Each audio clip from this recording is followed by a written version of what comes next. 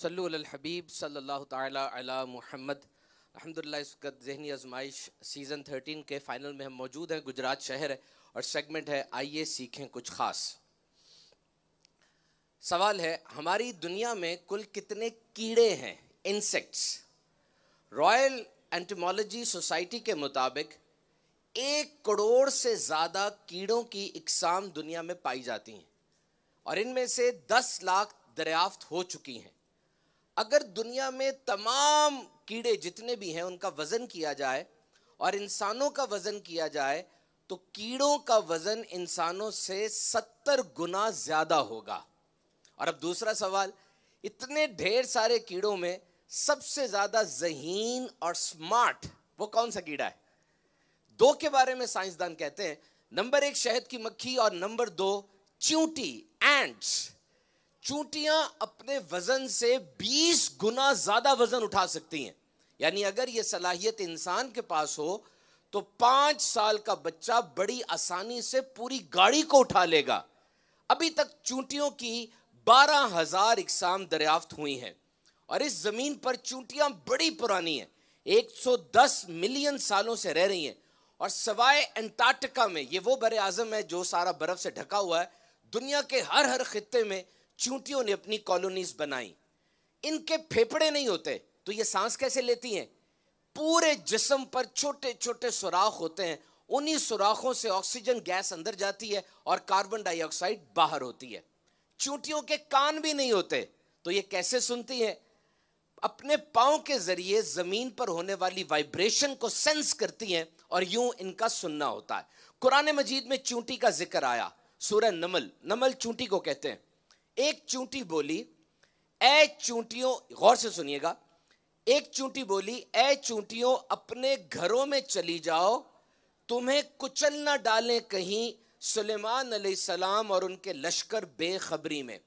علماء کرام فرماتے ہیں کہ یہ چونٹی جو بولی تھی، جس نے باقی چونٹیوں کو وارننگ دی تھی، وہ مادہ چونٹی تھی، فیمیل تھی، یعنی وہ کوئین تھی پورے اس کالونی کی۔ اب میرے سامنے اس وقت university of Miami school of marine and atmospheric science کی تحقیق ہے۔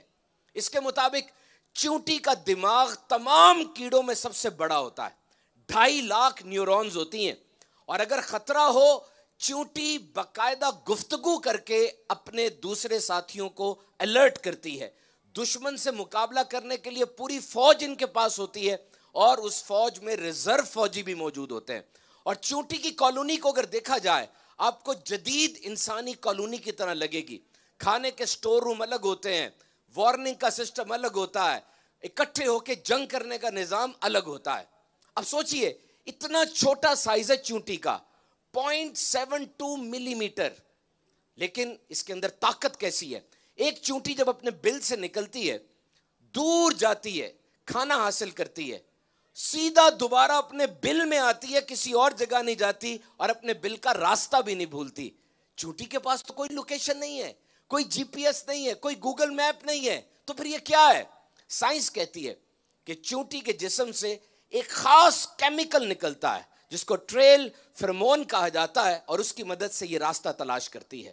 تو یہ عجائبات ہیں، نشانیاں ہیں ایمان والوں کے لیے، عقل والوں کے لیے۔ ادھر دیکھیے سمندر کے اندر اتنی بڑی ویل مچھلی تیر رہی ہے، 1,80,000 کلو وزن ہے اس کا، اور دن میں کھانا کتنا کھاتی ہے؟ 3600 کلو۔ نہ کوئی کاروبار کرتی ہے، نہ کوئی جاب کرتی ہے، کون اس کو رزق کھلا رہا ہے؟ دنیا میں کتنے درخت ہوں گے؟ ایک اندازے کے مطابق 3 کھرب درخت ہیں۔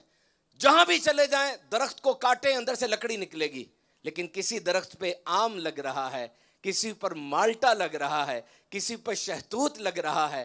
کون ہے وہ جس کی یہ سب کاریگری ہے؟ گائے کے پیٹ میں گوبر ہوتا ہے، خون ہوتا ہے، اور اس کے درمیان سے سفید میٹھے دودھ کی نہریں جاری ہو جاتی ہیں۔ ہوائی جہاز پہ غور کریں، جو ہوائی جہاز ہوا میں اڑ رہا ہوتا ہے، اس کو سنبھالنے کے لیے پورا ایک نظام ہوتا ہے، بلکہ کہتے ہیں کہ جتنی بھی جابز ہیں اس میں سب سے زیادہ ٹینشن والی جاب اس کی ہوتی ہے جو جہاز کو ٹیک آف اور لینڈ کرواتا ہے۔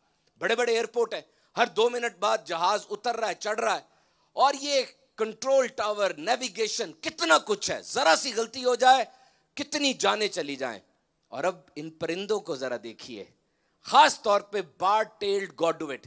یہ 16 انچ کا پرندہ ہے صرف، اور 12,000 کلومیٹر نان سٹاپ فلائٹ ہے اس کی. 8 دن 8 راتیں یہ ہوا میں رہتا ہے، زمین پر نہیں اترتا. سائنس کہتی ہے کہ اس کا آدھا دماغ سوتا ہے آدھا جاگتا ہے، اور جب یہ اتر جاتا ہے زمین پر اس کے جسم کی آدھی فیٹس برن ہو چکی ہوتی ہیں جس کو یہ دوبارہ حاصل کرتا ہے. قرآن مجید میں آیا، اور کیا انہوں نے اپنے اوپر پر پھیلاتے ہوئے سمیٹتے ہوئے پرندے نہ دیکھے، انہیں رحمان کے سوا کوئی نہیں روکتا. تفسیر صراط الجنان میں آیا، عقل مند لوگ کائنات میں غور و فکر کرتے ہیں، ان کا مقصد اللہ تعالیٰ کی عظمت و قدرت کا زیادہ علم حاصل کرنا ہے، پھر ان کی زبانیں اللہ کی عظمت کے ترانے پڑھتی ہیں. صلو علی الحبیب صلی اللہ تعالی علی محمد.